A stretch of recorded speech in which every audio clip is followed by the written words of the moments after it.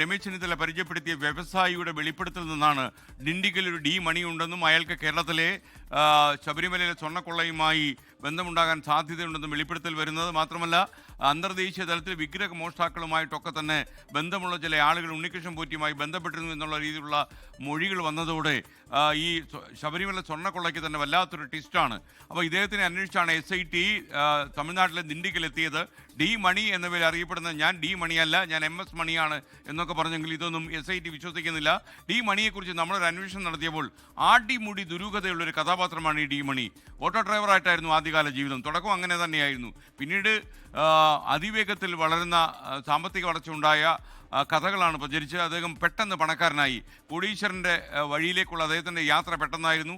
6 കൊല്ലം കൊണ്ട് നാട്ടുകാരെ ഞെട്ടിച്ച് വലിയ സാമ്പത്തിക വളർച്ച നേടി കോടീശ്വര പ്രഭുവായി മാറി ഈ ഡി മണി എന്ന ഡിണ്ടിഗൽ മണി.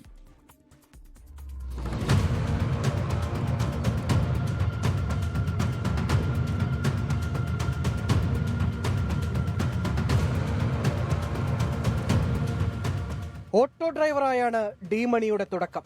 ആളുകൾ മണിയെ ഓർത്തെടുക്കുന്നതും അങ്ങനെ തന്നെ. പിന്നീട് തിയേറ്ററിൽ ക്യാൻറ്റീൻ നടത്തി പോപ്കോൺ കച്ചവടം ചെയ്തപ്പോൾ പോപ്കോൺ മണിയായി.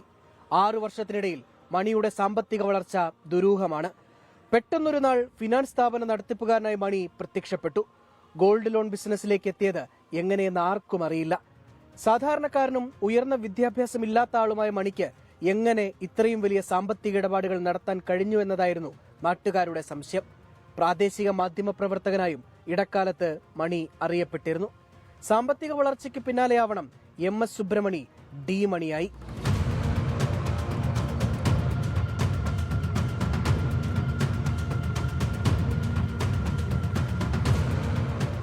ഡിണ്ടിഗൽ റൗണ്ട് റോഡിലുള്ള MSRD എന്ന ഈ കെട്ടിടത്തിലാണ് ഇന്നലെ കേരളത്തിൽ നിന്നുള്ള പ്രത്യേക അന്വേഷണ സംഘം ഡി മണിയെ ചോദ്യം ചെയ്തത്.